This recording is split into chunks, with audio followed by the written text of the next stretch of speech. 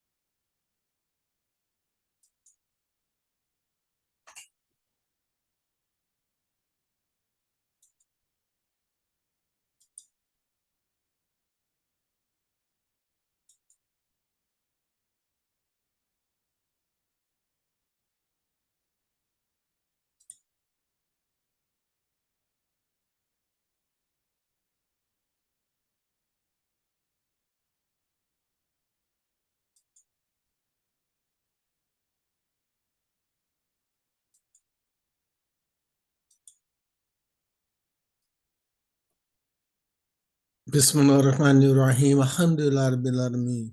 Good afternoon, everyone. This is a continuation of part two, Muslims and Islam from West Africa to America.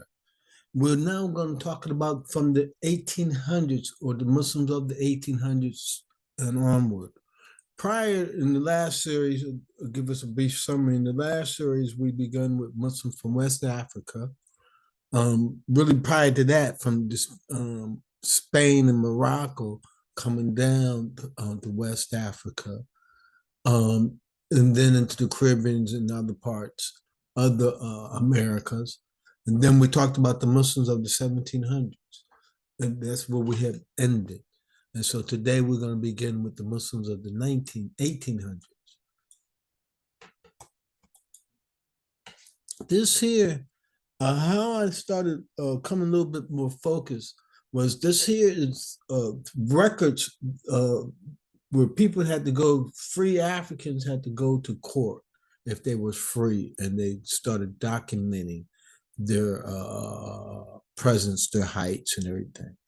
And as while I was in Halifax County, Virginia, I was researching my family history. And as I was researching it, I came across this one figure down here named Thomas Hawk. You can see it, H-A-Q-Q. He was 40 years old. And as a free man, he had to come to office. So that's what was under my early beginning as I was tracing my earliest ancestor on my mother's side. And his name was Isaac Freeman. And he was a free man of color and of the 40 years old. Or pardon me, 36 years old.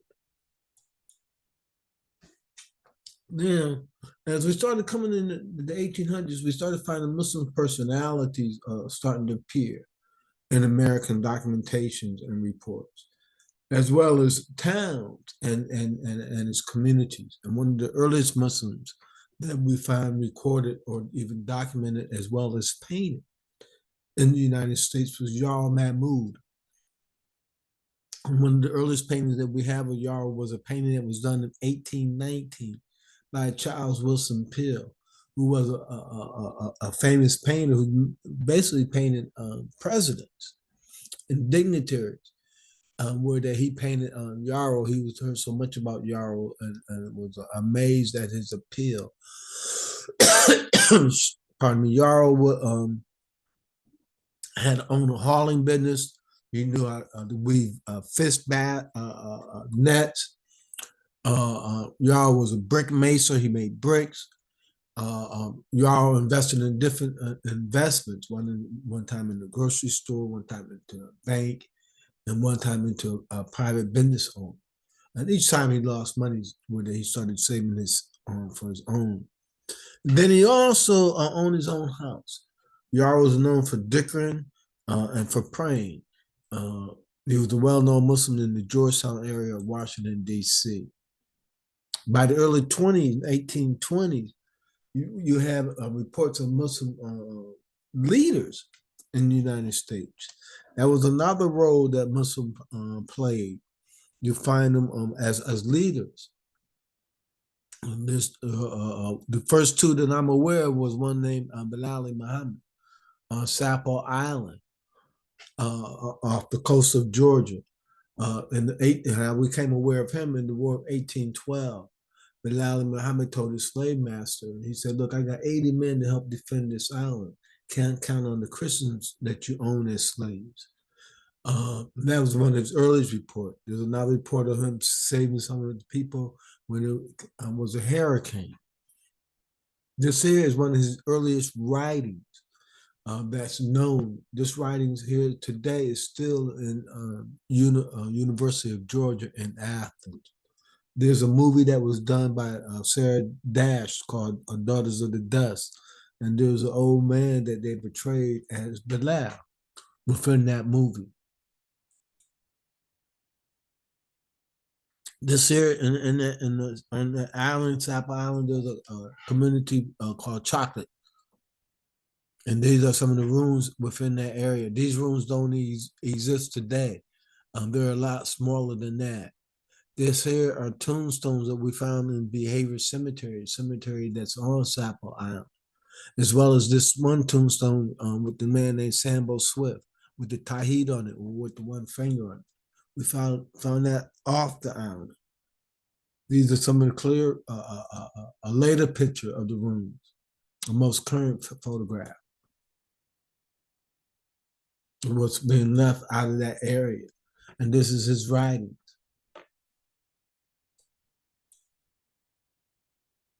Another Muslim community, as well as a Muslim leader in the area.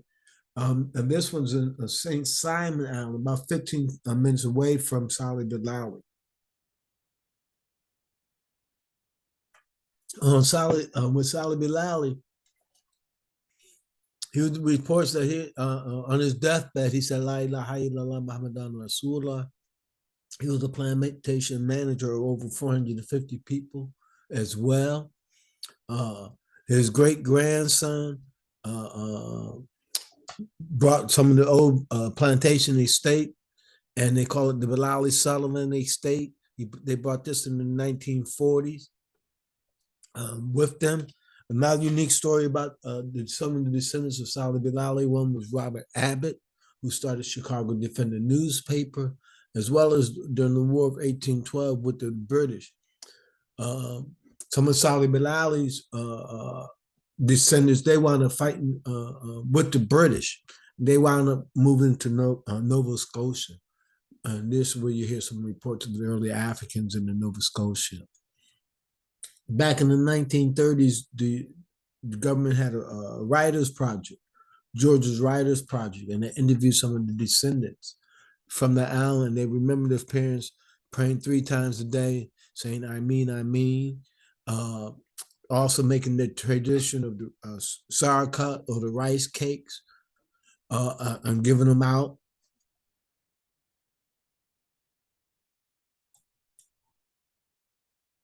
Here they're talking about Friday was their special day, their praying day. Just let you know this is Juma. Friday was their special day.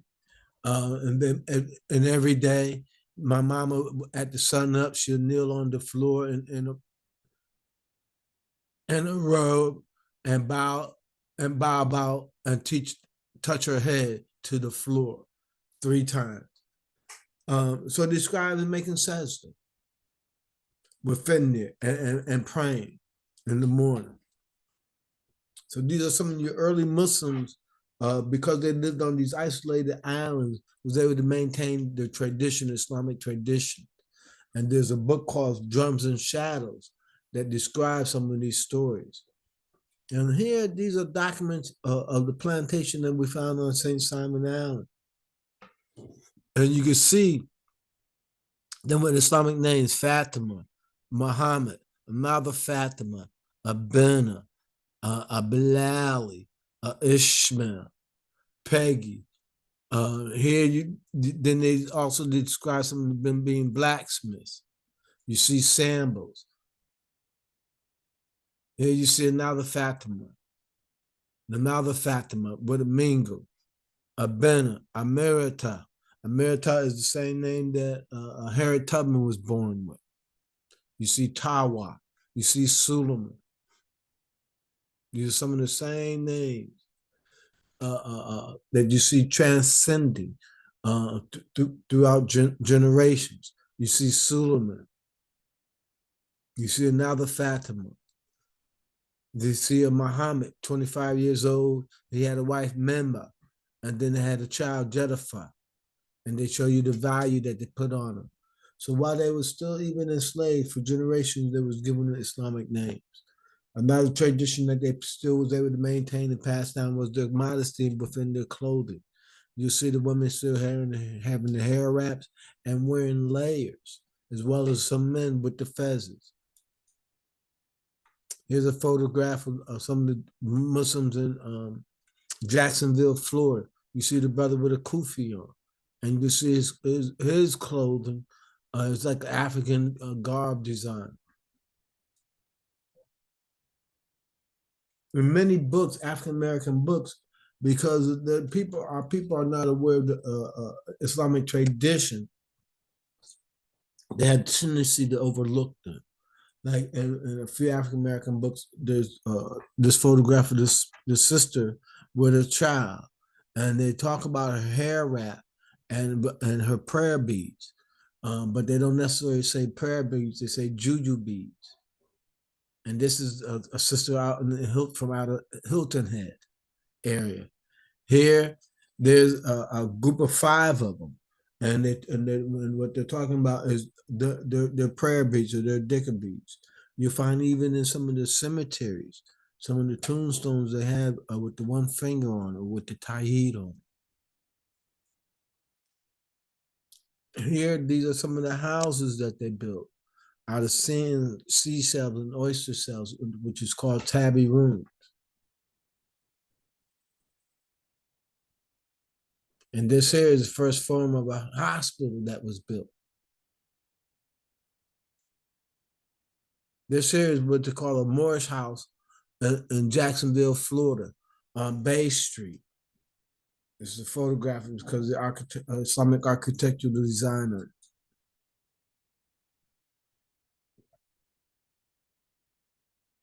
This here is the first African Baptist church in Savannah, Georgia. All of its pews on the second floor have this African or Jami script writing. Some of it is early African writing as well as Arabic writing. Africans writing using the African words. On this second floor of all of his pews, we have this writing. Across the street from the church is a park or a square, and they're honoring some of the early revolutionary heroes and in Spanish Revolutionary War as well, and how they wound up going to Haiti and one of them becoming the drummer, becoming the first president of Haiti. Another thing most recent that we learned in Savannah, Georgia, there's the second African Baptist church, and with the second African Baptist church is where they did the announcement of the 40 acres and the mule. Presentation was given in that area. Another individual as a Muslim and a personality out of the 1800s is what he's known as the principal slave, Abdul Rahman Ibrahim. He was his story is a very unique story. He was captured more inland, further inland. At one point, he lived in Timbuktu. And we honor him because this is the month of October. And in October in 1828, he wrote one of his first letters after getting his freedom, describing where he was born, where he came from. He said, my name is Abdul Rahman, son of Ibrahim. I was born in the city of Timbuktu. I lived there till I was 5 years old. And and I moved to the country, Futu Jalo. I lived in Futu Jalo. I lived in Futu, pardon me. I lived in Futu Jalo. Um, and then it goes on further how he got captured and wound up going to Natchez, Mississippi. And this was written in October the 10th, 1828. And they told us that we couldn't read and write, but you see his ability to read and write. That was his other letter. Pardon me. Forgive me for a second. I didn't realize it was going to be off centered in our ability to see.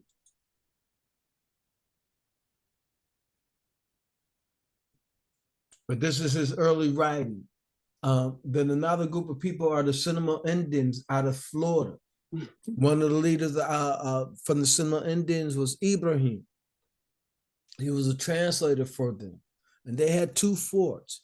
One they called Fort Musa or Fort Moose. The other fort was Fort Negro. Both of these was like model gated communities, as we would say today. Yes, Michelle. Well, alaikum, alhamdulillah. Right on time, brother. I apologize. No problem. Walaikum assalam. And so within these forts, there was like model communities where that even to the point that Andrew Jackson resented it. And this is what they called what the Gullah Indian Wars started happening within there because of this model community. And Ibrahim was one of the leaders of it. These are some of the Seminoles into the early 20th century, 1916, still wearing their fezzes and long garbs all throughout. This is one of the oldest members of the tribe during their time. Him and his wife. Another person that I want to talk about is Harriet Tubman. And I talk about Harriet Tubman because I see her as a believer. If you listen to some of the things that she talked about, her dreams, her movement, she said that she moved by the inspiration of God. And that Friday for her and her parents was a special day. And we saw that same comment prior, where that many of the Muslims that were enslaved knew that Friday was a special day for them. And so they would do different things about it. And Harriet Tubman and her family, what they would do was fast on Fridays. You see Harriet Tubman in many forms and many photographs with a head wrap. And inside the museum, Harriet Tubman Museum, you see her with her hands clasped, making a dua, like we do as Muslims, all throughout. And another reason why I want to bring it out is that we when we talked about the Gullah people out of Wilmington, North Carolina, South Carolina, and Georgia and Florida, there was another group of people more on the Eastern Shore. And this is where Harriet Tubman come from. Joe Bibby Jala was out of there, Kunta Kinte, Frederick Douglass, many leaders we find come from that area. Well, these are some of the churches that they built. And if you go and look at some of the recordings, they say that these Gothic church. You see nothing Gothic about them. An African wouldn't know nothing about Gothic, but the African would know about masjids out of West Africa. Here you see the minaret. You see the Islamic architect in the windows. You see the two doors, male and female. And you see these minarets. And they write about them as being very unique. In here, I want to show, you see this even in this church. They put new windows here. And you can see the windows are square. But up in here, inside the minaret, in this window over here, they made an Islamic design and placed it within there. This is the Eastern Shore. Now, we find in 1850 census records, people from all around the world. Here, this is in 1850. This is from Ohio. Here you got a guy named Henry Allah coming from Ireland. Now, what I found very unique that we found at least 7 other census records with other people coming from Ireland, with Islamic names. One that come to my mind is Kate Islam. Here's another one from California in 1850. His name is Muhammad, 28 years old, coming from Arabia. Here in the 1850s, I found these 8 people living free, but they came directly from Africa. They was people that were enslaved in the 1860s. This was in North Carolina. And they came from Africa, Burkina Faso, Guinea, Gambia, and Afghanistan. Believe it or not, you'll see some of the areas where they say that they come from. Here, this is in South Carolina, and this is in 1850. We found at least 19 people. Now, we still with many of us was enslaved, but there was 19 of them that was free from Chad, Gamba, and other parts of West Africa that are all listed. So you can see it in some of the different census records, people are appearing. In South Carolina in the 1860s, there was like at least 19 people that was coming out of Africa, Mali, Sudan, South Africa, Mauritania. And you see some in Chad. You see some of the areas where they came from, along with their names. Then in the when we started still moving in the 1850 census in the Georgia area, there was at least 35 people that was still directly from Africa, out of Senegal, Nigeria, Benin, Liberia, Central Africa, Republic of Central Africa, the Cameroons, Vi and Cameroon. You'll see them listed, all their goings. Then, and the reason why we find more Africans or people from Africa and Georgia brought slave people started this slavery a little later than South Carolina and North Carolina, and that's why there's some of those people were still living. This is in the 1850, and they was free. Now in the 1860, now we're down to 17. We moved from 35 to 17. And then they say it's come from Angola, Cameroon, Egypt, Kenya, Liberia, and Sierra Leone are just some of the areas and some of the names that they said that they come from. So it gives us the census records can give us a little hint of where we came from. And then even in some of the areas, why they grabbed us. The Senegambians, they did it for rice development, for weaving, and different other skill set. Now, this here is the 1850s, and this is of Virginia. Now, the oldest one that we found living, her name was Moss, and she was born in Africa, 1863, and she was living in Fairfax, Virginia. In there, and there's Dominic, and they were down in Henrico. So we found in 1850 and 1860s people, and this is in Virginia, at least 10 people who were still living. And then, Benny and this time describe where they came from. This here is the brother Usman out of North Carolina. He was a leader of the Desmond Swamp people. In the Desmond Swamp for hundreds of years, there was generations of leadership, generations of family, of people that were enslaved that lived in the Desmond Swamp area, outside in between North Carolina and Little Washington and North Carolina. And this is the story of Desmond Swamp, Usman. And this is Brother Ali. Ali wound up going into the Caribbean and becoming known as William Harding. This here is the story of Omar ibn Said. Omar ibn Said is a unique story. He was one that was captured and brought into Charleston.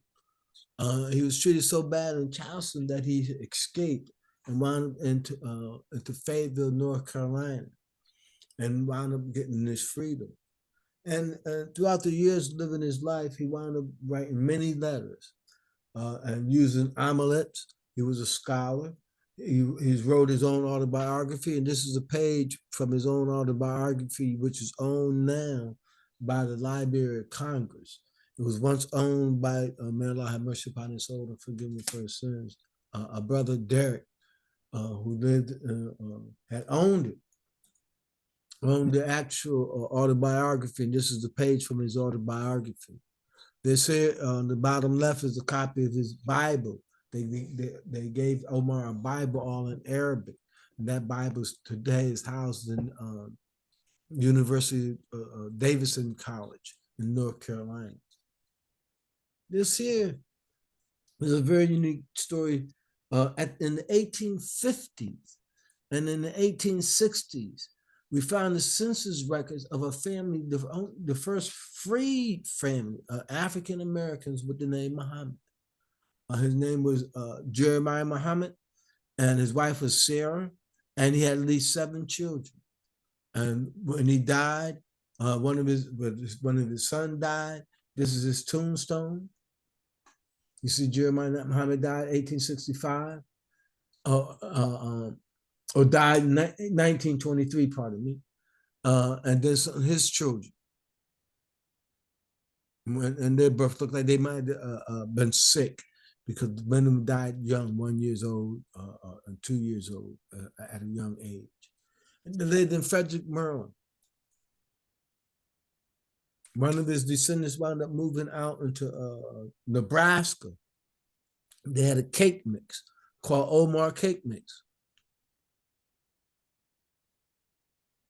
And some descendants wound up moving into Baltimore, and they became vendors, and they today they're known as the Arabs, or the vendors of North Carolina, Baltimore.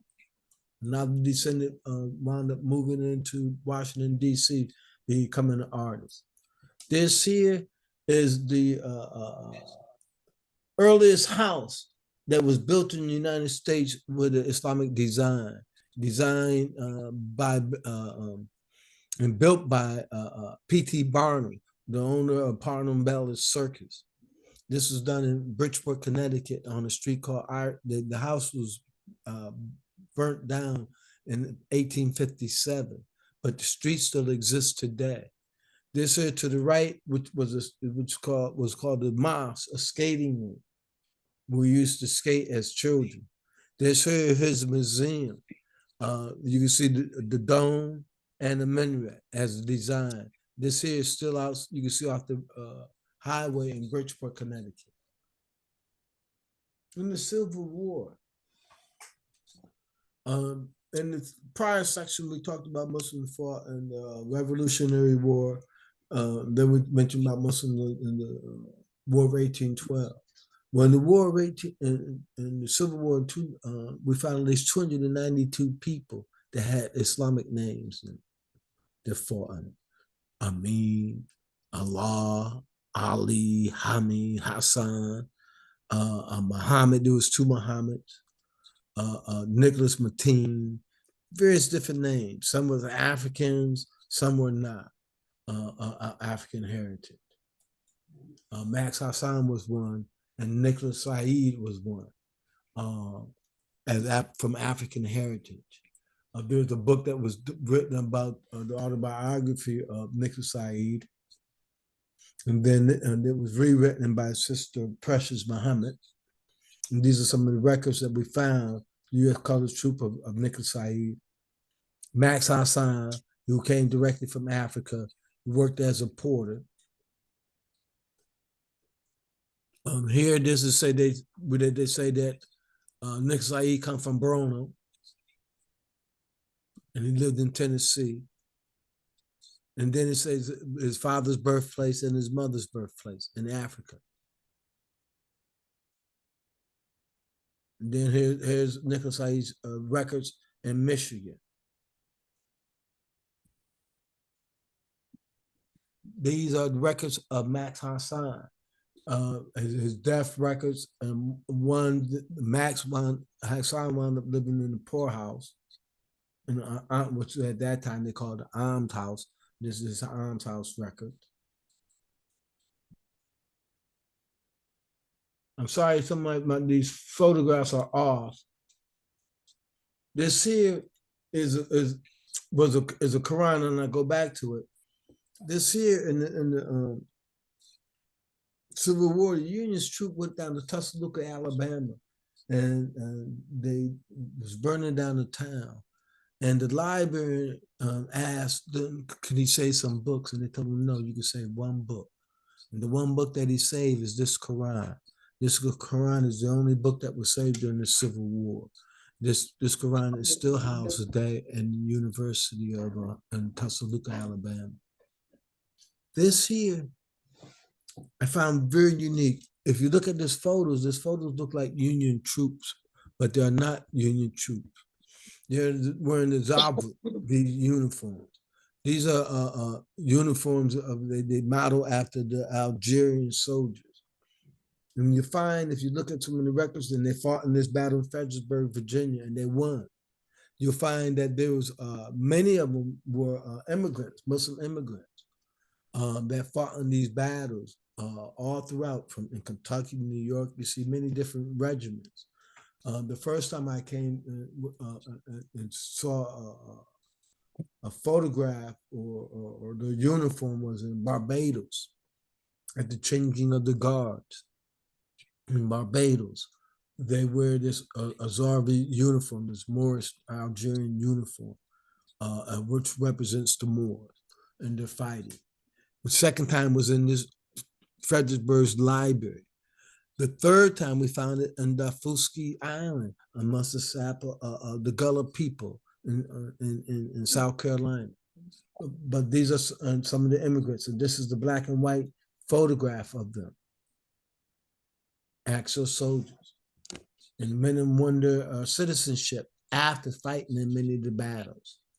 This here is a census records of Union soldiers, a guy named B.A. Muhammad, living in Wyoming, coming directly from Africa. You see, he said he was born, his parents and him was born in Africa, but he fought with the Union's troops, and this is him in Wyoming. This is in 1870. We find more records. You see people from the Ireland and Turkey. You see Barnard Muhammad from Turkey. And this is in the 1870 census. And you see this Turkey and Ireland people coming together as well. Then this here is the 1870 census records. The amount down here, you see, you got 318 people that was given their freedom. These are people that were enslaved. And then in 1870, they say they was born in Africa. You see a Bakir from Guinea. You see him from Upper Guinea, from Guinea, Upper Guinea, and other parts of Africa that they're saying that they're coming from. And this is 318 of them that were enslaved, that got their freedom. This is in South Carolina. You got 215 in 1870. 1880 is 368. You see a growth of amount of people being listed. That was from Africa, from these states, these southern states. In Georgia in 1880, there was 124. In Virginia, there was 11. Virginia was coming less and less in Virginia and some of the other states because there was more of a domestic slave trade. The importation slave trade stopped in 1880, 1810. But the domestic slave trade had continued on.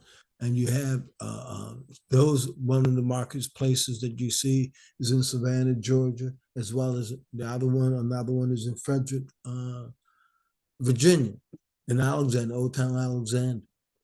This here is the census records of Sambo Swift, the brother that we found tombstone with the one finger.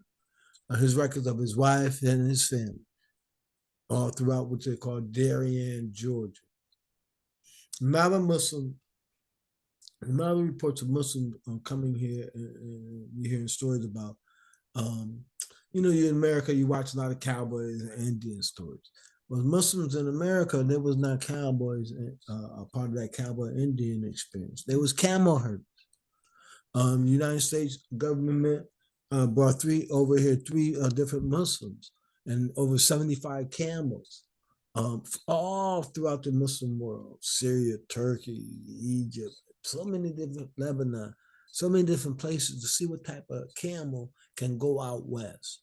And they made two expositions, and it worked until, once again, Andrew Jackson didn't approve of it, and so they stopped it. And so they freed the camels all out in Arizona. And some of the famous ones out of the three, one was named High Jolly. They call him Hajj Ali. The next one was named August Muhammad, and he's credited with discovering this town called Muhammad, Texas, and I'll talk about it in a minute. These are some of the tombstones all throughout. Sambo Swift was the first tombstone that we found. You see the one finger, and his name Sambo Swift. And on Butler Plantation. On Butler Plantation, there's a beautiful story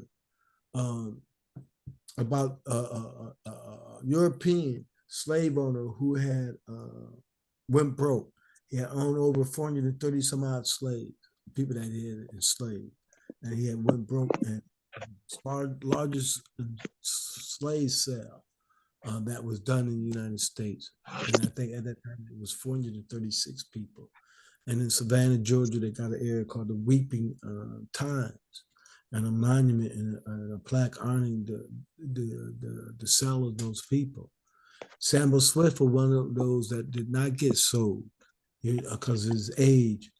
He was able to stay there, and this is his tombstone. We found these other tombstones all through in Connecticut, Maine, Canada, out west to Kansas, and many different areas. This tombstone on the bottom left, that says Usman Rahman, Rockman. And we found that up in Connecticut as well, outside of Windsor, Connecticut. These tombstones we found in a town, those up on top in the Arabic writing, we found in a town called Mecca, Indiana, in a family cemetery called the Hickson Cemetery. We found tombstones with the Tawhid, or the one finger on it, as well as these tombstones in old Arabic script. And this Arabic script is old Ottoman script. Then on the bottom are tombstones that we found up in Maine. This is the earliest Muslim cemetery that we're aware of, and it says Muslim man, Dalfin Hassan, died 1906, and it says Turkishman. The other one is Qasim Salih Balowski. Here you see Bilal, but because he was out of Eastern Europe, it's Balowski. And it says Albanian Mohammedan, is what they say up in, use their tombstone up in Maine.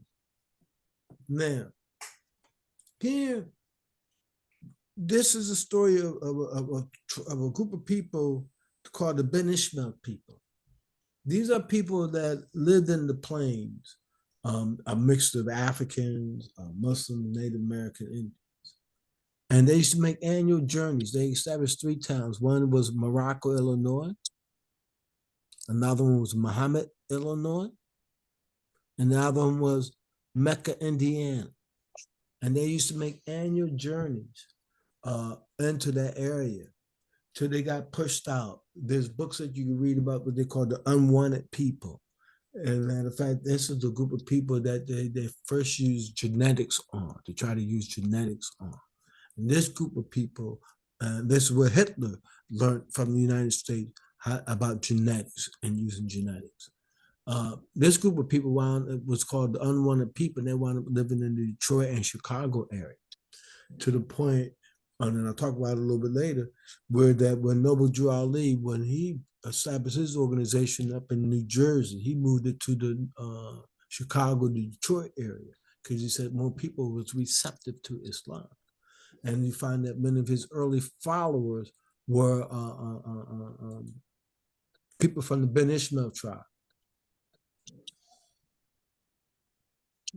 These are some of the stories about the Ben Ishmael tribe and and the area where they live. I'm sorry that some of these pieces are falling and not in line. But this one here is talking about the town called Muhammad, Texas, with Muhammad, Illinois, pardon. In the village of Muhammad, Illinois, it's a sign. This is the library.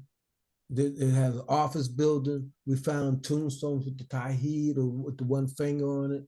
There's the highway signs all throughout. There's reports that even Abraham Lincoln spent the night in that town, Muhammad.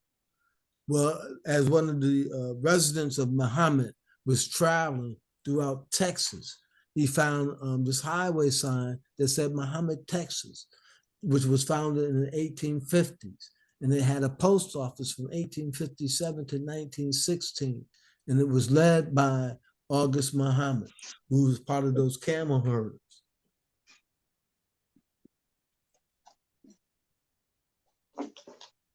This is here. So we're not here as cowboys, but we're here as camel boys.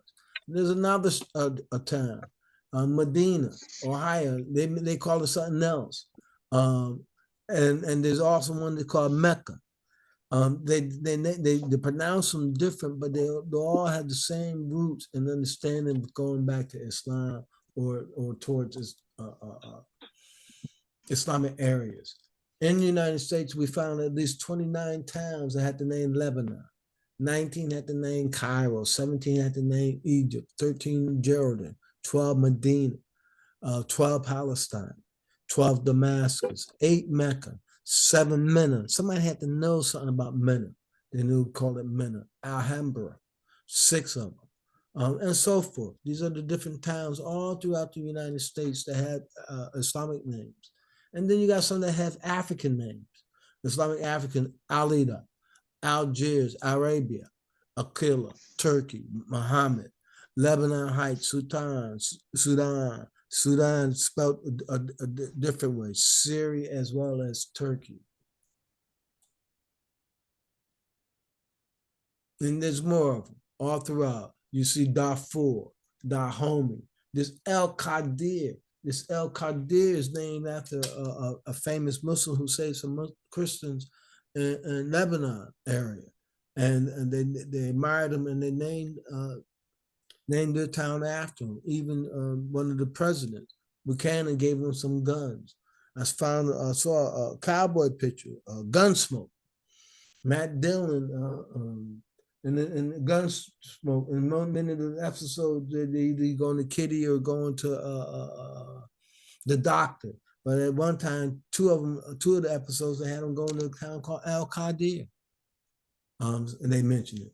Here you got Islama Roda, you got Ishmael, you got Islamberg, you got New Medina. New Medina is what we create. Muslim African American community from Muhammad to Muhammad.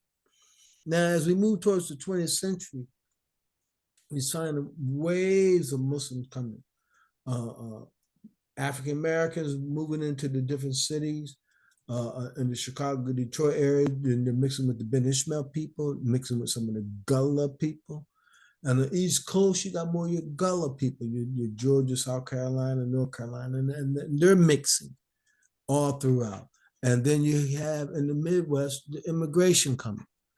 In the early period, these are some of the census records that you find a Muslim coming from all over the Muslim world, from Turkey, Albania, Germany. They're coming all throughout and in different parts. We even found wills in Washington, D.C. that had the name that begin with the name of God, I mean. And people had the like names Hannah Henderson, Fonte Mahmoud, James Monroe, Mary Newman, Edward Carter, Annie Yarrow are some of the names that we found with these wills with the name of God, I mean, in there. You had one of the Polish Tartars who established a community outside of Brooklyn in 1907. Then we had in the early 1900s the first American European to become a Muslim, Alexander Russell Webb. and he's on it in this month as well. He passed October the 1st in 1916. And Alexander Russell Webb was a U.S. diplomat, a journalist, and a Muslim. And he tried to start at least two organizations in New York. Here, these are photographs of of what they call the Polish Tartars. These are the Muslims that are fighting in the Crimea today. These are a lot of the area where they had came from, in Poland and Crimea area, are Polish Tartars all throughout that bottom land that we hear them fighting now is where a lot of the Muslims were, and some of them are still there. This is their communities. Who is descendants of the Polish Tartar is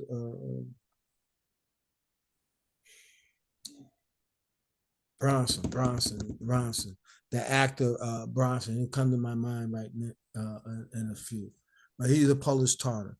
And so these are some of the early photographs of them, as well as the early masjid or the early mosque community center, which exists today still. This here is a census, or not a census record, but a citizenship record of a Muslim brother and his wife living in Portland, Oregon. This was in 1911, and he came from Afghanistan. This is him getting his citizenship in that area during that time. Him and his wife. He came in 1911 and got his citizenship in 1913.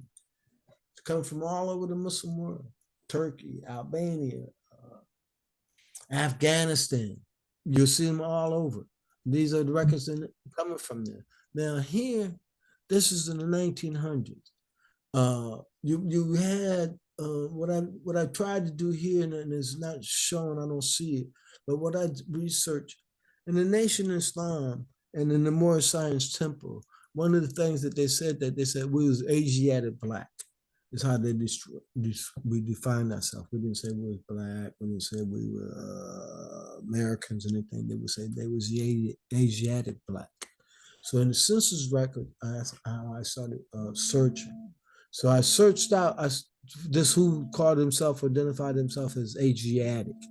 And in the 1900 census records in only in the Michigan area, I found 5 people that said that they was Asiatic. Most of them at that time came from Turkey. Those 5 that came from Turkey that identified themselves as Asiatic.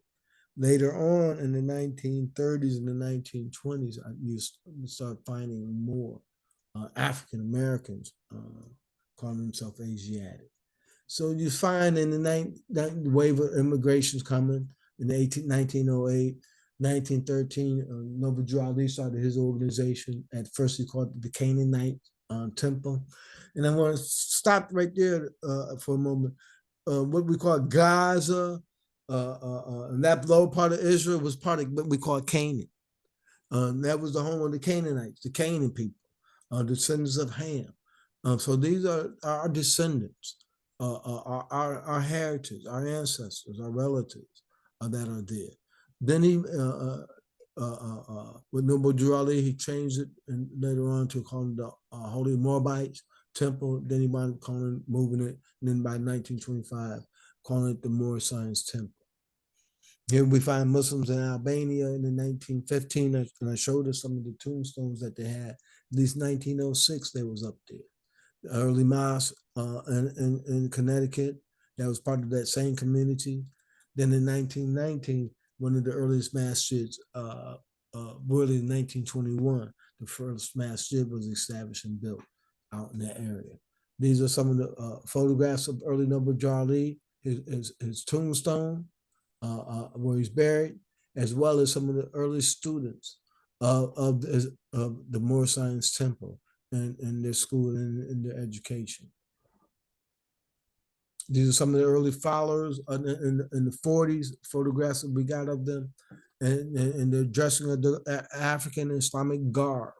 And many of them during the Jim Crow laws, they was treated a little different than the African Americans because Many of the Europeans thought they was different, that they was not African American. They was immigrants or something different. So they was treated a little bit better than we were. Now, in World War One, I found over 5,470 soldiers that had Islamic last names through the draft records, just looking through the different enlistment and draft records. And just going with the limited amount of names. So some of these names may, especially the immigrants, may be Christian with Islamic name, but these are some of the names we found over 5,000 and we found at least 41, 550 of them. People had the last name Muhammad, spelled 41 different ways. Spelled 41 different ways. M-O-M-A, 1 M, 2 M's, E-D, A-D, I-T, all throughout. And the three most popular spellings of the last name Muhammad at that time were Muhammad, M-O-H-A-M-E-D. There was 180 of them. There was Muhammad, which would you see, you notice is more Turkish, M-E-H-M-E-T. And then there was 112 of them. Then there was the Muhammad, M-O-H-A-M-M-E-D, 69 of them. But the most popular name was Hassan, S-A-S-S-A-N. There was 723 of them. Hassan with the O, there was 448 of them. Hussein, there was 43 of them. Then the third one that was most popular name was Ali. There was 400 people had the name Ali. Ali's with A-L-I, and then 272 of them with Ali, A-L-L-I. Then you got Malik. These are some of the most popular names. Now this here is the tombstone. This is the tombstone of a Muslim that's buried in Arlington Cemetery. And this is Sultan Muhammad. He's known as Sultan, say Sullivan Ellis. He's known as Sultan Muhammad. Sultan Muhammad was taught by Farad Muhammad just as the same as Elijah Muhammad was. He was Elijah Muhammad's first assistant. He was before Malcolm, before Lucius B.I. It was Sultan Muhammad. The masjid in Milwaukee is named after him, and this is his tombstone. You see it with his crescent, and he's buried in Arlington Cemetery in Virginia today. Then in the 1920s, we find 14 people that had the last name Allah. They came from places like Turkey, Hungary, India, Greece, and Syria. 57 people had the name Abdul in the census. Then when different areas where they came from. So they started coming from all over the world. Muslims started coming from here, from all over the world. Now this here is a sister, birthplace. She was come from Arkansas, okay? But she identified herself as when you see the race, it says Black, Moor, and then Danes. So she identified herself as a Moor, not just an African American when we see her. This burial was probably bad. Then by the 1920s, you'll find that the first Ahmadiyya Muslim leader arrived here, Mufti Muhammad Sadiq.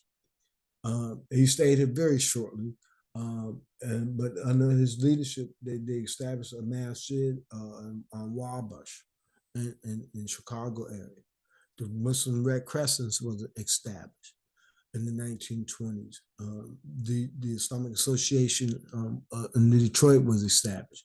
This masjid was built in Detroit.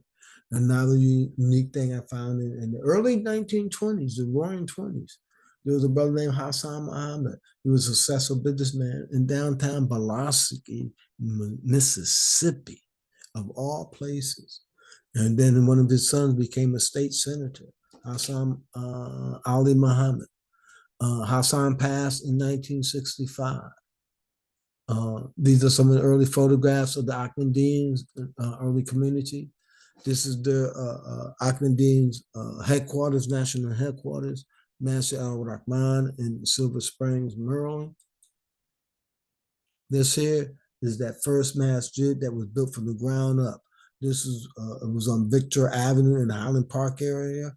This is more for the Ford plant. People that the Muslims that worked on the Ford plant.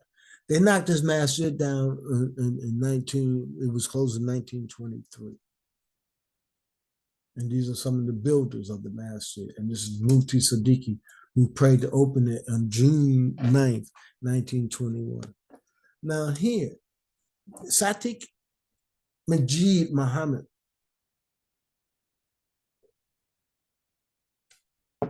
is recorded.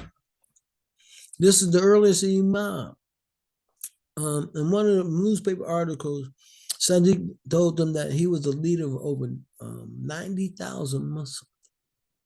He was the leader of the Muslim immigrant community. He lived in the Buffalo area, worked in Detroit, lived in the Buffalo area. Some of his descendants still exist today. He was born in Sudan. He was the first known Muslim as a leader, imam. And he's traced back to the descendants working to Prophet Muhammad Sallallahu Alaihi Wasallam. This here, some newspaper articles in 1924. To the right, and there's that masjid, and then there's the Wabash Avenue Masjid, Al Siddiqui Masjid, which is named after Al Siddiq. This here, to the right, top right, is a photograph of the prayer service, of the opening of that masjid during that time. And one of the visitors of the opening of the masjid was Muhammad Dusi Ali. Muhammad Dusi Ali is a very, very famous Muslim. I would call him a Renaissance man. He was a playwright, an actor, a journalist, a diplomat, and a scholar. If you ever hear the story about Marcus Garvey, when he lived in England, he worked with Muhammad Dusi Ali. Marcus Garvey concept, one God, one aim, one purpose, came from Muhammad Dusi Ali. Now, as we move to the 1930s, 1950s, you know, we're starting to see the name Bilal appear in the census records. And then there was 3 people born in Alabama that had the name Bilal. 3 people born in Colorado and Albania and Minnesota who had the name Bilal. And then, you know, there's other names that still coming: Salim, Salam, Abdullah, Ali, Hassan, Rashid, coming from all parts of the Muslim world, hundreds of them. But many of us in the African American community was not aware of their presence, of their activity, of their involvement. And many times because they're trying to get their own field, trying to get their own balance together, their own life together. And so you see them all throughout Nebraska, California, all throughout Norfolk, Virginia. This here is the census records in the 1930s in Dearborn. Now, this is the Ali Muhammad. This Ali Muhammad in his census records, he looked like he was a host. There was only 40 people that lived with him. You see Ali Salih, Khalid Hassan. There's 2 pages of people that lived with him. They all worked in the auto factory business, helping in the Ford plants.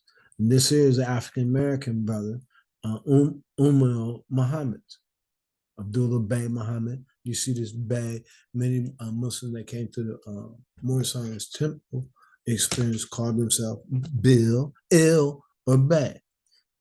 And this is a brother saying that he come up out of Georgia, but living in the Detroit area, and his family. Here, these are census records. This is, you know, you see the name Ali and Shabazz. The reason why I wanted to point it out about the Shabazz, you know, I know for me, I thought Malcolm X was the first Shabazz and only Shabazz. And I know that they said that we would come from the tribe of Shabazz. Well, here, this is the first sign of a tribe of Shabazz. In the 1930 census record, I just Googled the name Shabazz. And so we found Shabazz people living in Highland Park in Michigan area, and Detroit, Chicago area, Cook County, in New York and Buffalo area, in Wisconsin, and in Milwaukee, and once again in the Chicago area, people that had the name Shabazz.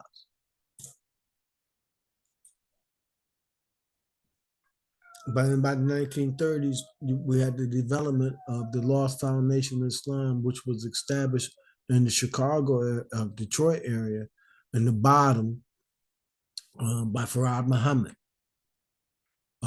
There's many different people describing many come from many different areas.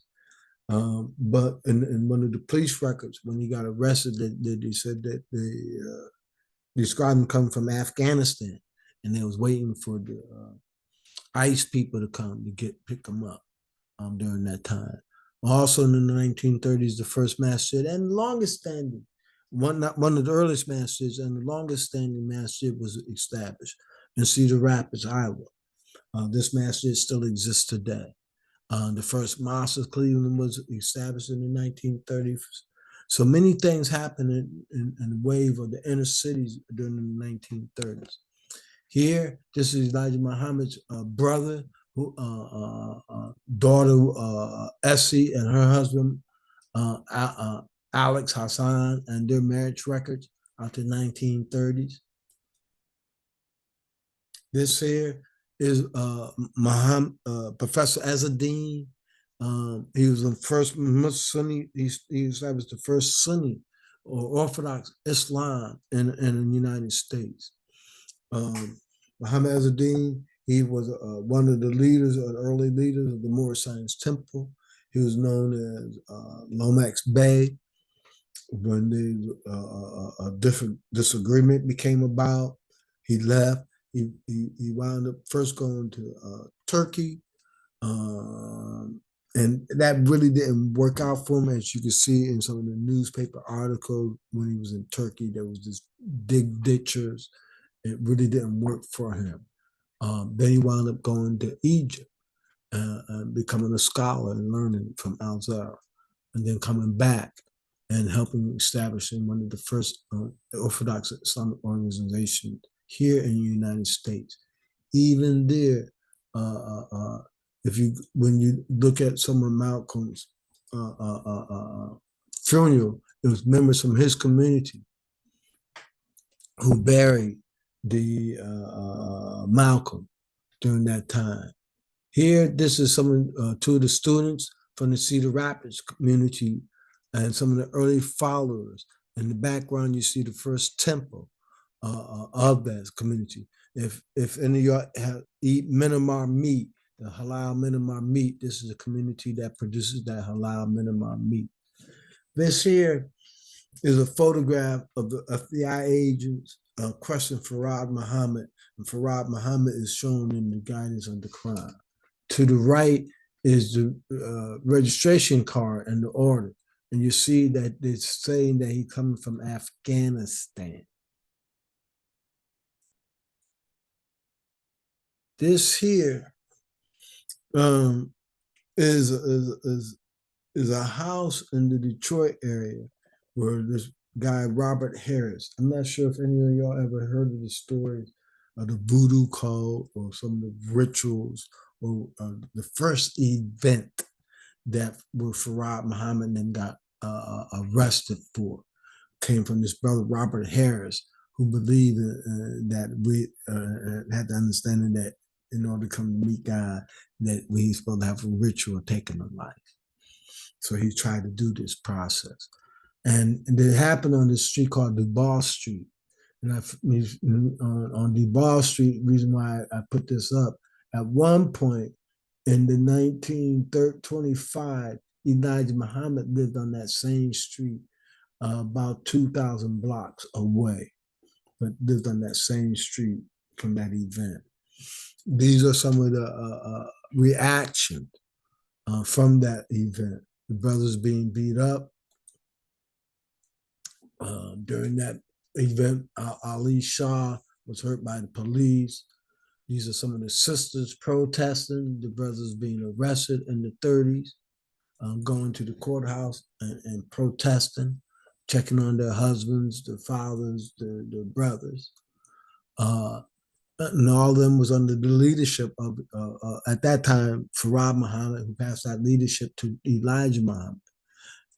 In the 1930s or later on, they came after Elijah Muhammad in the community in Chicago. In Chicago, there was at least 80 people that was arrested. In here, you find at least 9 of them. You see Elijah Muhammad, Sister Pasha Bashir, and a few others being arrested in that area. Here in the 1930s, so 1930s is a little busy there.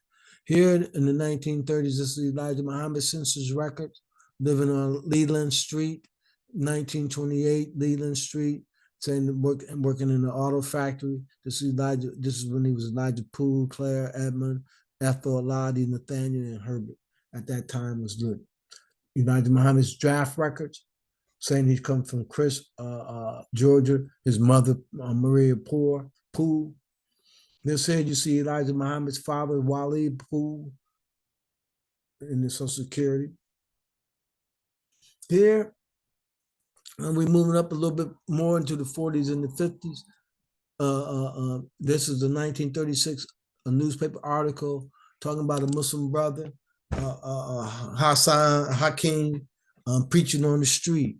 And the other one is a newspaper article talking about Muhammad's living in this city and led by Dr. Abdullah Sulaiman, a native of Arabia, and started a drive to win Negroes to the Mohammedan faith by stressing the fact that the absolute equality of races and genuine brotherhood under Mohammedan, as in opposition to the well-known attitude of white Christians, a mosque is to be built in this city soon.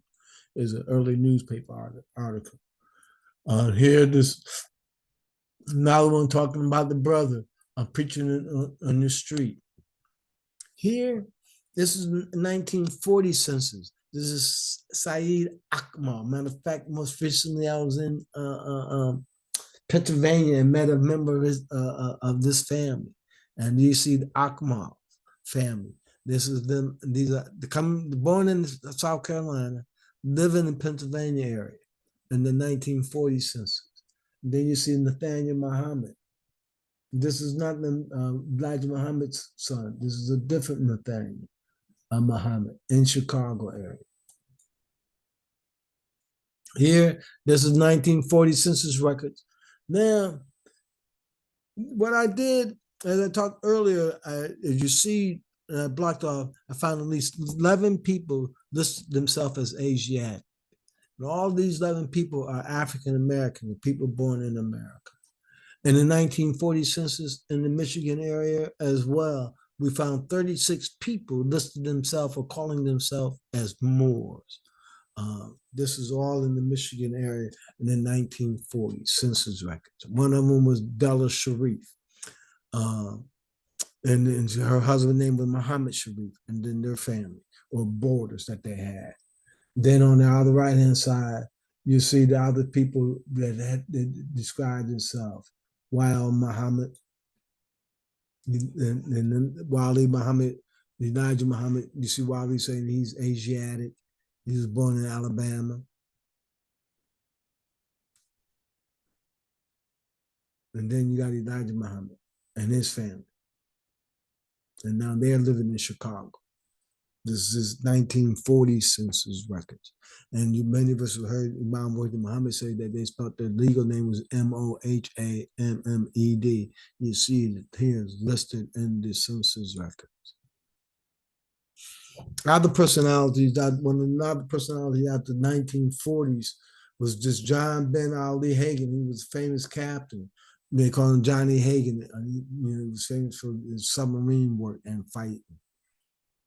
Other events, the first imam from the Albanian community came in 1949.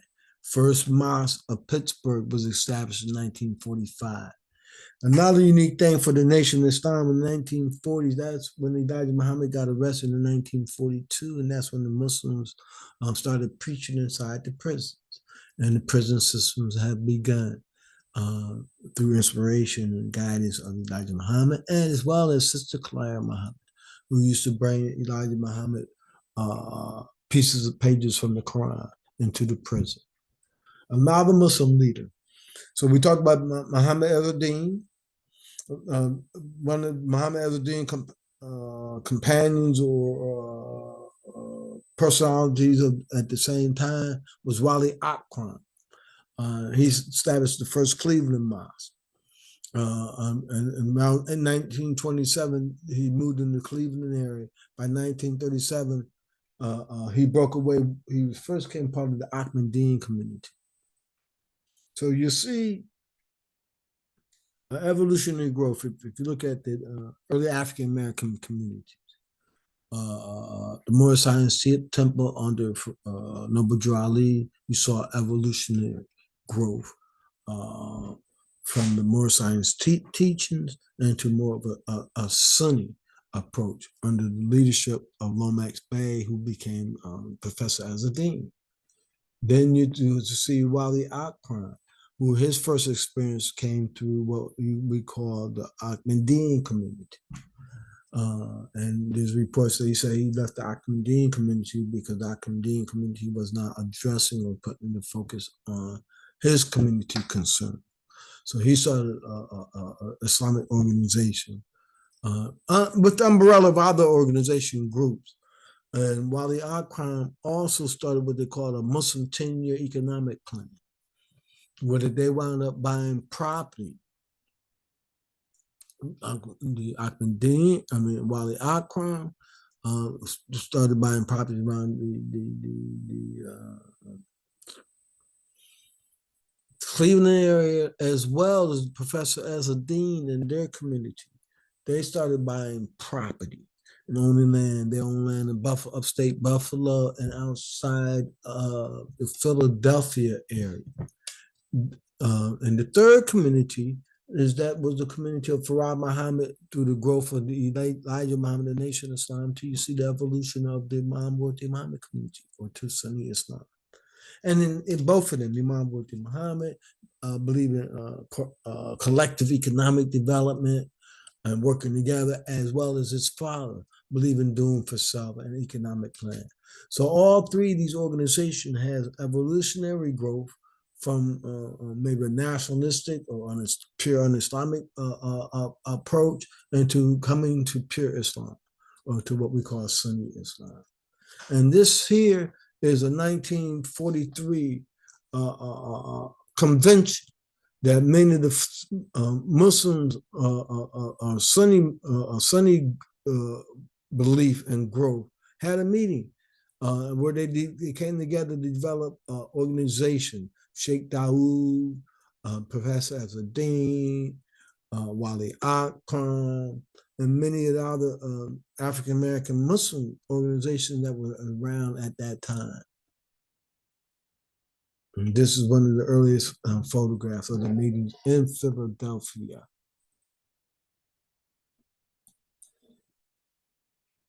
This is Sheikh Dawood, where they had State Street Masjid. This on the bottom right is State Street Masjid. A lot of immigrants, a lot of your port workers or boat workers attended his masjid, and many of your Sunni Muslims musicians came out of that masjid, as well as this is another masjid that we found a growth. The Dar Islam movement came out of that masjid. This here is a photograph of a unique brother that made Hajj in 1947. He's called Ismail Hassan. And he said he come from the tribe of Shabazz.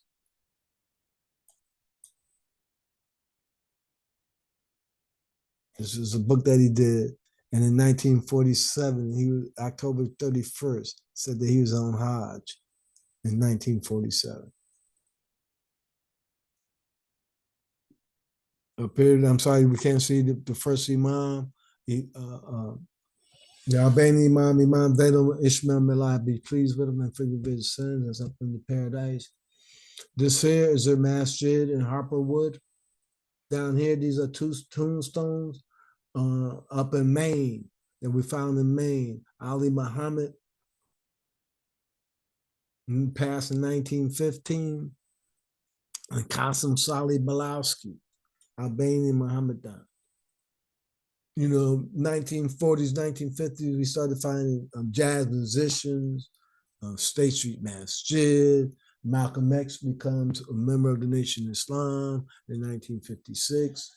These are some of your early. This matter of fact, Shabba Shahid is the first Muslim musician who become change his name. Of course, Pharaoh Saunders,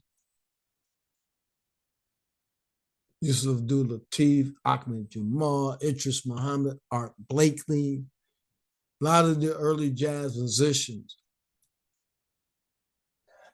were a Muslim jazz musician came through what we call the Ahmadiyya experience. Here's a brother named Omar Shabazz and his marriage record, and you see him saying he's Asiatic black, coming out of Memphis. Here's another one, Leroy Henderson, saying he's Asiatic. So we know that either you're coming from the Moorish American experience or the Nation Islamic experience. The Dar began in the 1960s. The first Muslim newspapers came about. Muhammad Speaks. Elijah Muhammad built Masjid Muhammad in 1960. It's the longest, it's the first and only masjid built by Elijah Muhammad, and it's the longest standing masjid.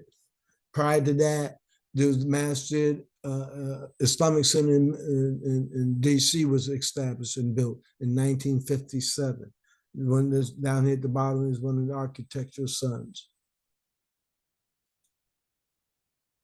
The president dedicated the White House. The Eisenhower came to the masjid. You see them with the shoes wrapped. They dedicated the masjid. Came for the dedication of it. And we come to the 1960s. These are some of the earliest newspapers. The Islamic News was one of the first one Elijah produced. This was the 1959, which did not last long. And this is the first one. In 1961, some of this earth we need for ourselves. This here is Imam Hisham Jabir. He's the second generation of Imam Azzuddin's community, Adinu Allah Universal Arab Association. Imam Hisham Jabir is the brother that buried Malcolm X. He's the one that did his janazah. You see him right here. In his book, I Buried Malcolm. His sons and his children still maintain the organization today. This is Brother Malcolm, and as well as meeting Sheikh Dawood, Prince King Faisal. Malcolm was able to transcend the United States, its borders, and becoming a world leader, a world personality that helps stimulate and influence many of the people around the world, motivated them, stimulate them. Malcolm represents the ability of the human being to make a change, the ability of the human being to defend himself. Malcolm was hated and despised, and now he's American heroes where you see street signs. This is a postal stamp for him. He had an engaged meeting with Martin Luther King. Malcolm and his relationship with Muhammad Ali. Both Malcolm and Muhammad Ali was hated and despised, but they became world heroes, world leaders. So some of the lessons that we can learn, that if we be patient, persevere, Allah says, surely man get for what he strives for. Stay focused on what you need. Focus on what Allah has given you and inspired you. Hold on, no matter what the criticism may be, we can win through. And we see this within Malcolm X, even in the growth and love that they're starting to appreciate Elijah Muhammad. Wardi Muhammad. This growth is continuing to the point we saw at one point, we saw they allowed Muhammad Ali to carry the Olympic torch. And we look at his janazah, how the world turned out loving him and appreciating him. Another thing that we see with that community produced, but that was economic development, economic stimulation and motivation, where that they produced their own eggs. We came in and imported fish, YDH&G, which meant headless and gutless. Prior to that, you had to cut your own fish or pay somebody to cut your fish. The Muslim came with fish pre-packed and ready to go, that frozen whiting fish. We brought in sardines from Morocco.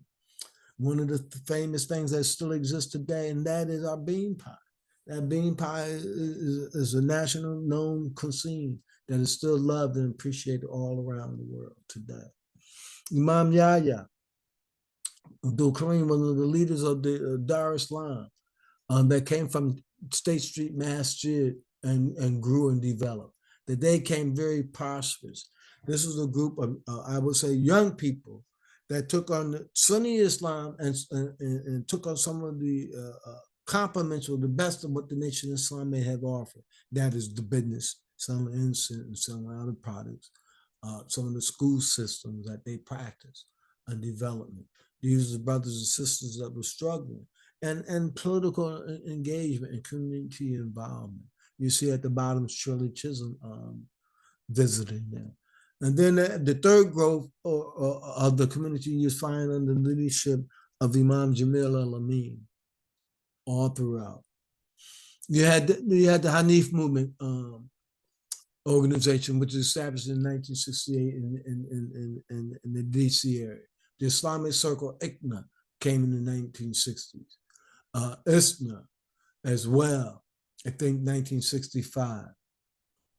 The Twins Towers, the Sears Towers in Chicago was built and designed by the Muslim Faisal Rahman Khan. The Islamic Party was established. Matter of fact, I'm back up from the George Washington Monument.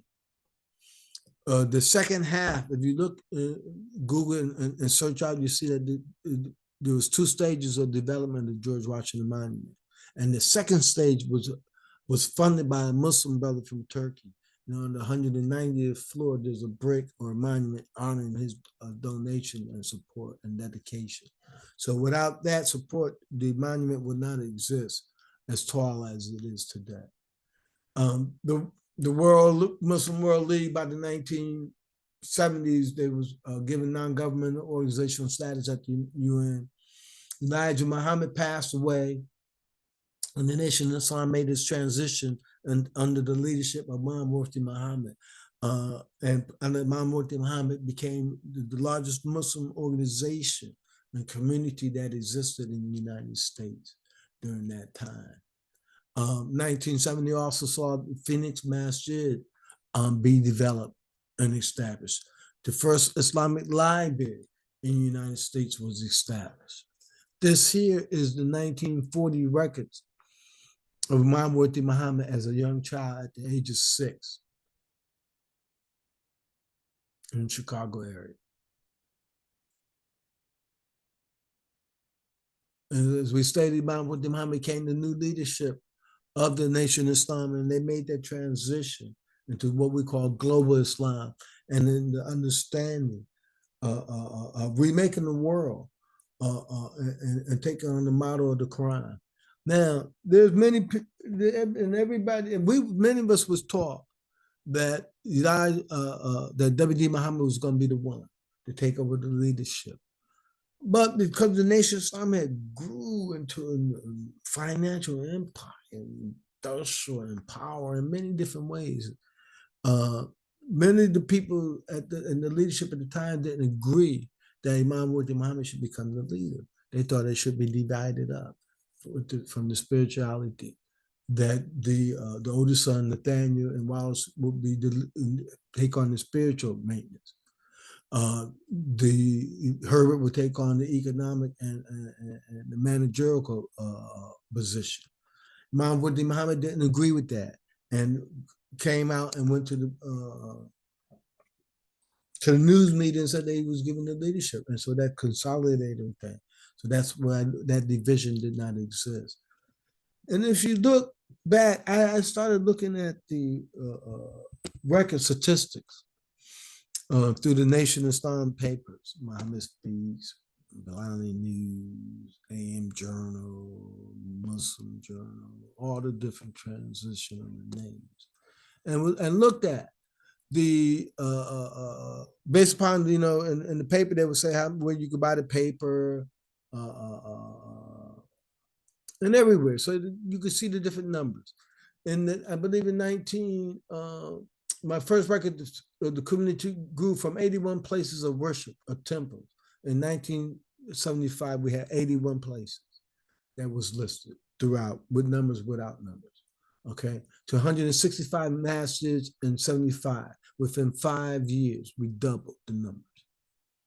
In 1977, when the community changed its name from temples to masjids, we had a 79% growth, from 83 temples to 149 temples.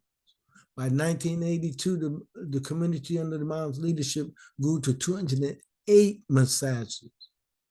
So we started with 81. He was at 81. He doubled it, almost tripled it, which makes it another 26% within 2 years. When Imam Muhammad passed, he was known as America's Imam, one of the world's leaders. And the growth of the community all throughout.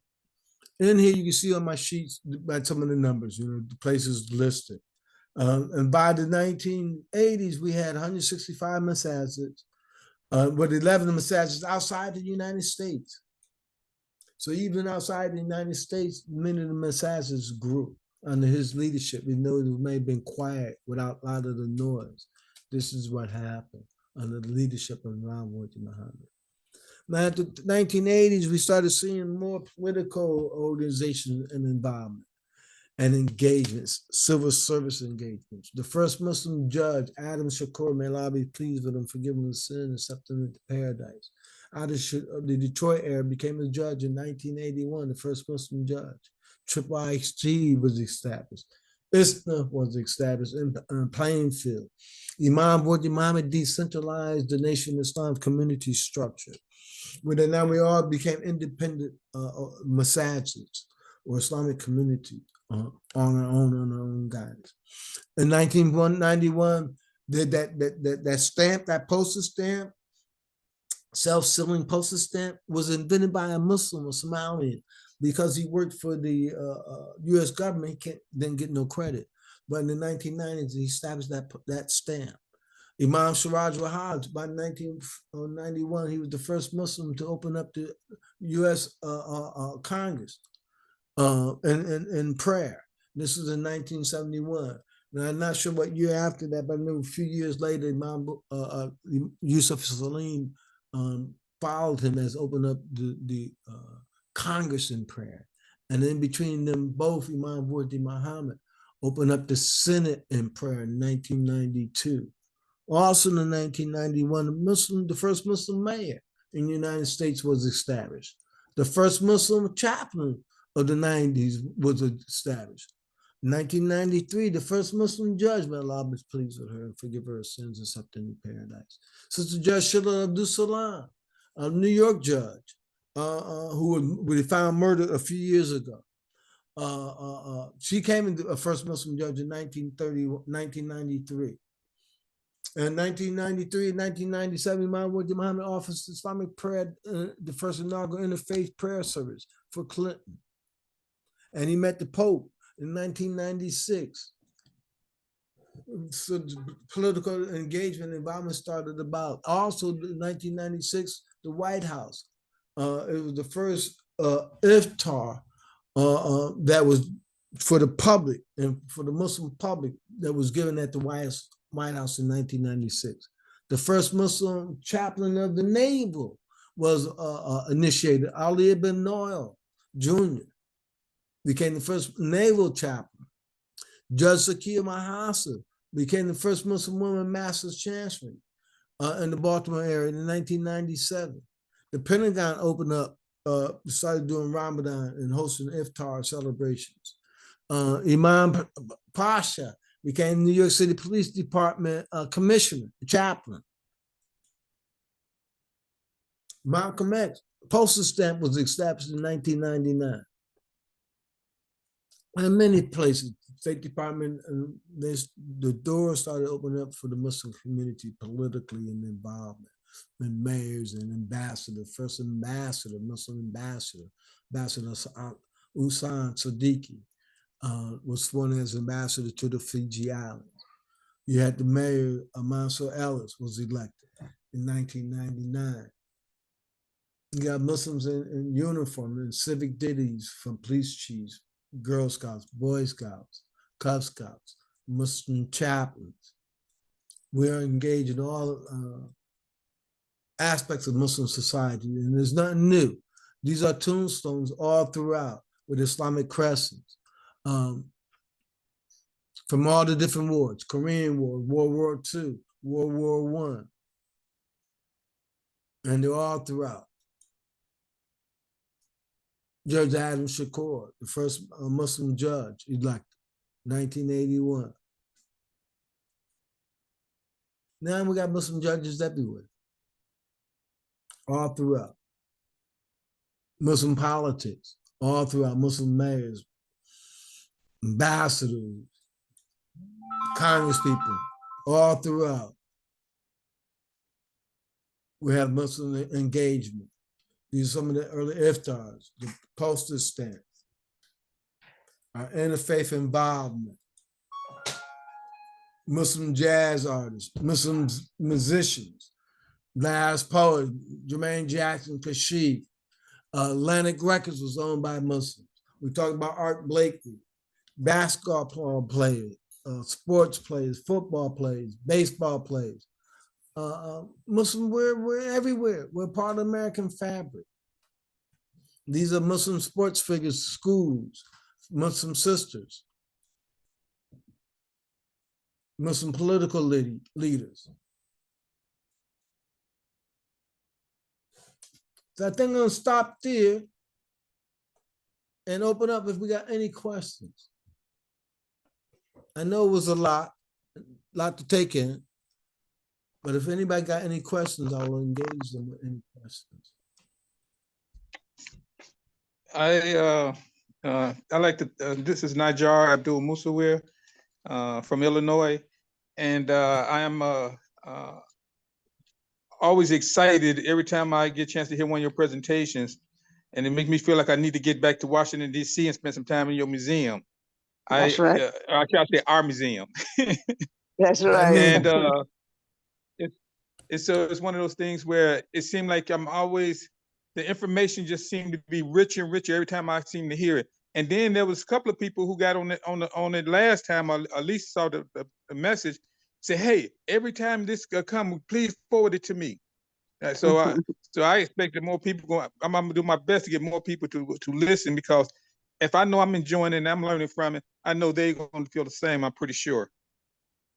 Alhamdulillah. That's right. Alhamdulillah, brother. Thank you so much. I'm Sister Michelle Sakail from Richmond, Virginia, and the principal of New African Ummah Online School. And I've been following you ever since, the mobile ones.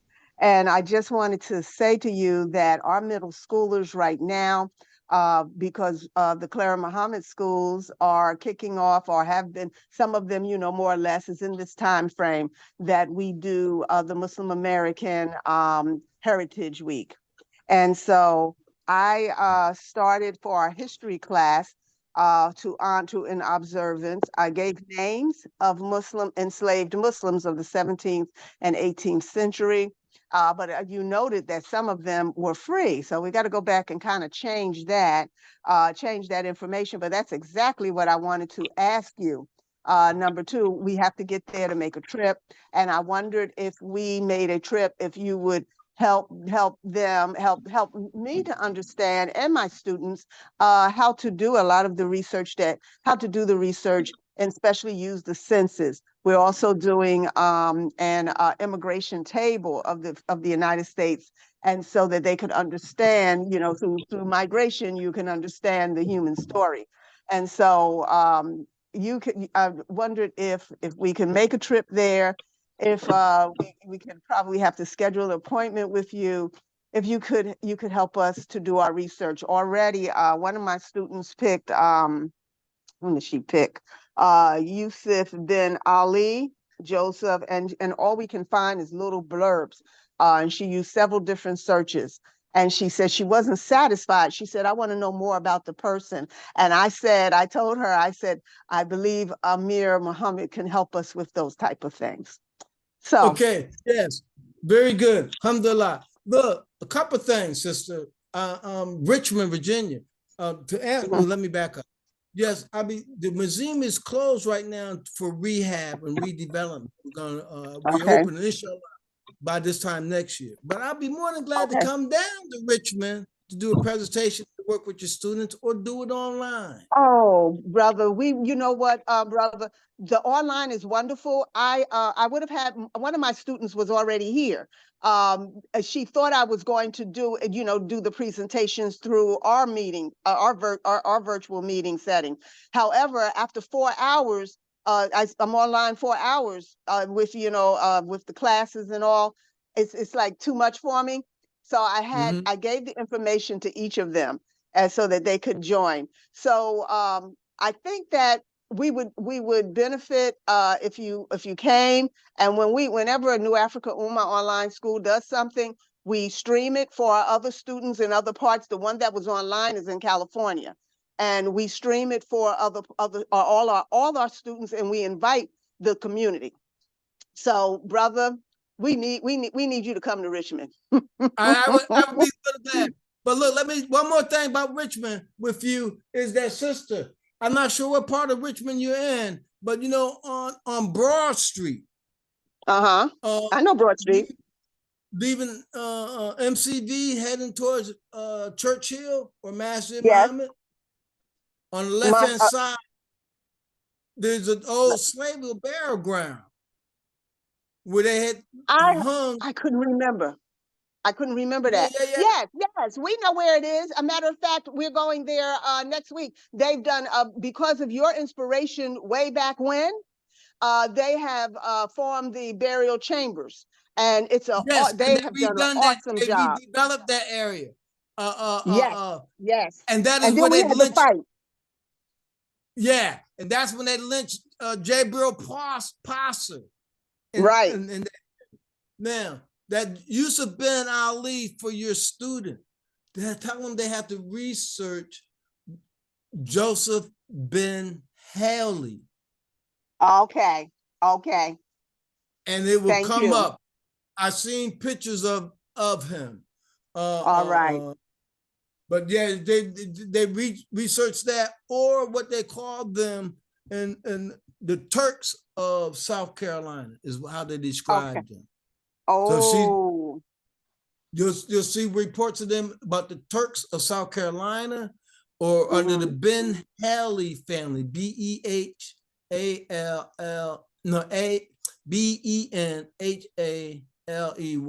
the Ben Haley. Alhamdulillah.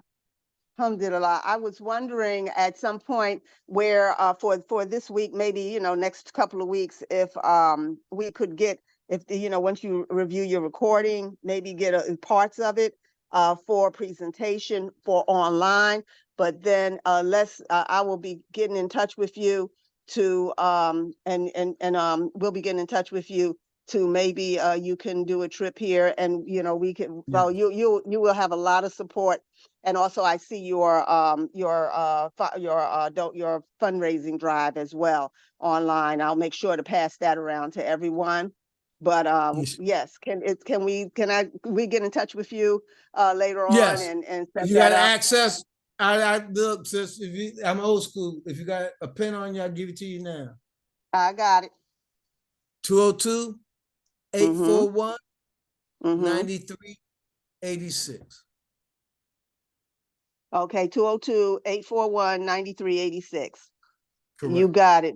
You got it, brother. Thank you so much. Alhamdulillah, and thank you for doing this. I was sorry I missed I looked at it and I had already missed the first part, but this was abundantly beautiful. I'm gonna record all three. Okay. Part 1, Part 2, and the Gullah Geechee. The Gullah Geechee. Beautiful. Trails. I want to do that. Assalamualaikum, yes, Amir. Walaikum assalam. How you doing? Alhamdulillah. Always a pleasure. I'm here sitting with my father, Brother Mujahid Alim, who you have met in the past. So he has some comments, some thoughts that he wants to share with you. Alhamdulillah. Yes, man. Thank you. And send the greetings to the rest of your family. Yes, and back at you as well, your family. Assalamu alaikum. Walaikum assalam, my brother. You met me in Springfield, Massachusetts with Rashad Fadan. we Yes. invited you up and you came and you gave a beautiful presentation. But I was wondering if you could answer a question for me. I was working on my dissertation on W.D. Muhammad, and we had a question about Washington, D.C. having the part of a, um, and I believe it was, um, well, I can't remember who it was. He was a famous scholar who noted that W.D. Muhammad was was mentioned, and others were mentioned, and encrypted in the side of the one of the buildings in the um, one of the buildings was the name of uh, one of the scholars. We can't in the it was in the can't think. Which building? You mean the Islamic buildings or the No, political one of buildings? the political buildings was the name of. But I'm aware of two buildings that the two I'm aware of is one the Supreme Court Right. has the comment of as a lawgiver, a few Prophet Muhammad Sallallahu Alaihi Wasallam, as well as in the rotunda of the Capitol on the top of it, it has the name of Prophet Muhammad Sallallahu Alaihi Wasallam. Now, the other one that I'm aware of is in the George Washington Monument. Earlier, when I stated that on the 190th floor, there's a plaque honoring the leader, the Muslim from Turkey that donated the money to help finish it off. But they also state that on top of the building, facing east, there's a comment, and I'm gonna paraphrase it because I don't have it in front of me, that it says there's no God but God. Oh wow! Okay, and that's the George Washington Monument. Yeah, the George Washington Monument. You could Google that, and those stories will come up. And there's one more story about a saying, and I'm not sure if it's Knight Templars or the Templars or who they say wrote it, that they said that they would not sell no alcohol or not participate in no alcohol in the United States. I mean, they went against that, but those are the three places that I'm aware within a political Washington, D.C. Okay. Thank you so much. So you said the Supreme Court. Supreme Court. The Supreme Court, the rotunda of the Capitol, okay, and George Washington Monument. Monument. Okay, thank you. Alhamdulillah. Thank you so much. My pleasure. Wow, that's awesome. Any other questions? So when's the book coming out? I hear you, but look. I hear you. Inshallah. I don't know, because we've been really putting focus on the designing and the development of the museum. I know. But And yes, a book is coming with it. Inshallah, there is Inshallah. You're my dua. You're my dua. So, you know, we followed you for years, over more than a decade now. Yes. And inshallah, make this next phase easy, and all kinds of products and services, educational and books and all kinds of things. You know, AI, all of it. You know, use technology. Let's use this technology. You know, because no. I hope, sis. I really, wallahi, I don't have a dime, but I'm telling you, man. Look, I hope. I want to make this thing digital. You know, that you come in, man. We're all amazed. Inshallah. Okay. Inshallah. Inshallah. All right. Well, all right. I want to thank y'all. Let us know when you do it. For next time. Assalamu alaikum. Wa alaikum assalam wa rahmatullahi wa barakatuh. And Nadia, love you, man. Appreciate it. Wa alaikum assalam. Wa Love you alaikum more. assalam, my brother. I'll be in Yes, my touch. son. Yes. And to be continued, Brother Nigel. Yes, sir. Will do. Will do. All right. Yes, sir. All right. Assalamu alaikum.